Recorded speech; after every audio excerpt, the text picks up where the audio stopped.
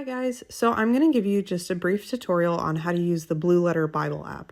So you'll first want to make sure that you have the app downloaded. I'm using an iPhone, so I went ahead and opened the App Store, typed in Blue Letter Bible, and it's the first one that shows up right here. So because I already have it downloaded, it says open, so I'm going to go ahead and tap that. Okay, so now we have the app open. So in the top middle, it says Ezra 1 NLT Online. So this tells me the book that I'm in and the translation that I'm looking at. So I'm going to go ahead and tap there first.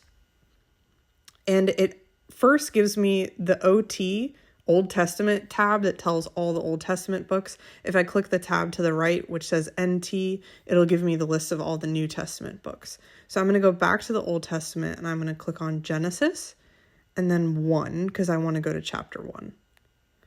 Okay, great. So now it gives me Genesis 1 in the NLT translation. So let's say I want to switch over to NKJV. I'll click on that center section again.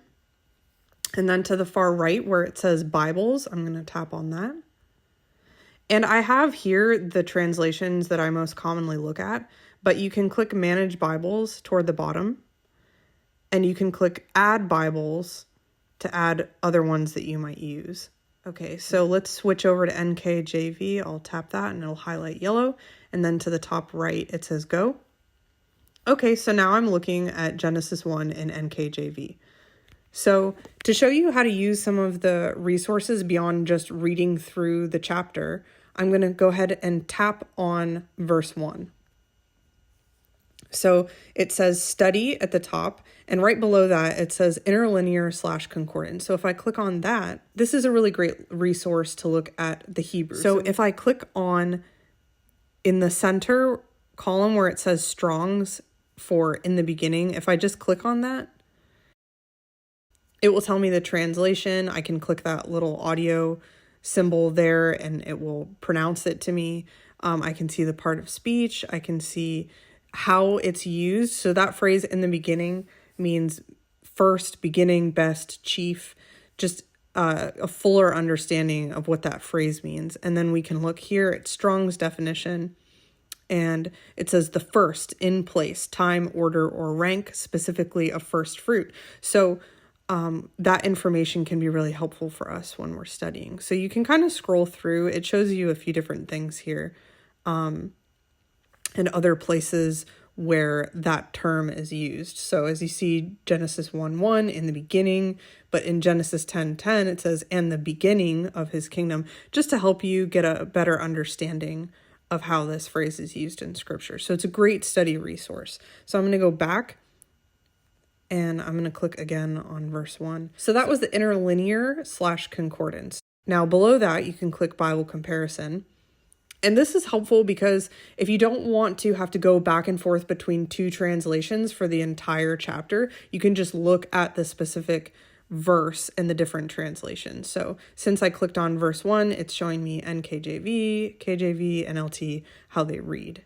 I can click on cross references. And this shows me other places in scripture where like that word beginning is used, or where that form of the word God is used.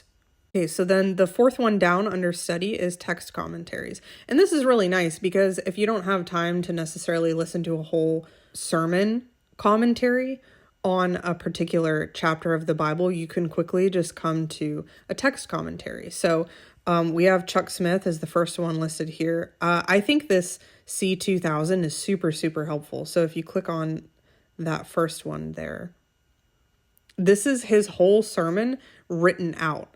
And so you can scroll through and kind of like find what you need. You have little labels here, like it says in the beginning, God, Gen 1:1. So that can be kind of helpful if you're just looking for a commentary on a really specific section of scripture.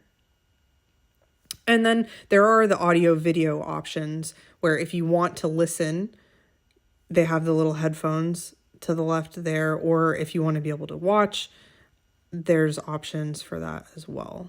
And then last under the study tab is dictionaries. So we basically know how to use a dictionary, so I'm not going to get into that, but you have these different options here to look into that more. And then under annotations, if you want to add a note, you can say, okay, I'm in Genesis chapter 1. Do I want a general note for the chapter, or do I want to write a note on a specific verse range? So like, let's say I wanted to say something about just verses 1 through 3. I could select that, and then I could say, this is great.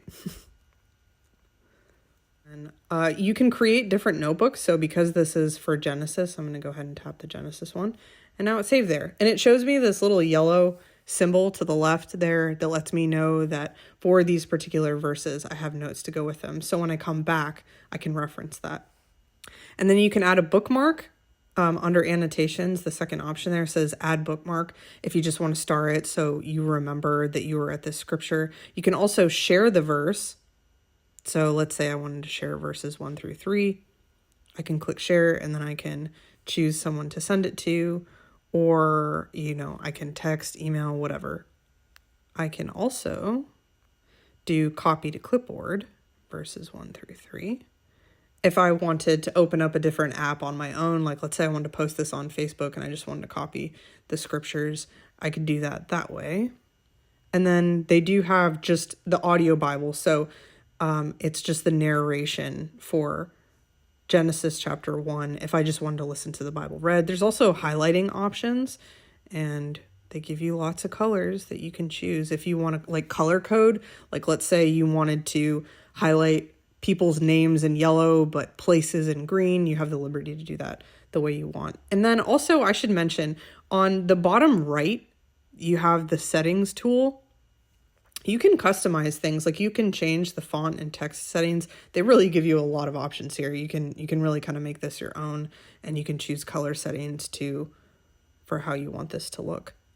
Now, if you forget what some of these buttons do, on the very bottom right, there's a question mark. If you tap that question mark, it will tell you what each of these things do. So there are little like shortcuts like that you may find helpful. I definitely think that the more you play around with it, the more you'll get comfortable. And it might seem kind of overwhelming at first to look at some of these things, but it will get easier the more you use it, just like anything else. Okay, so I think that is a good introduction for how to use the Blue Letter Bible app. You can use it simply just to read through the word and take notes, but you do have those options to be able to study more in depth and use the commentaries and take a look at the lexicons and really customize the app to make it work best for you. So it's a great resource, and I hope this was a helpful video for you guys.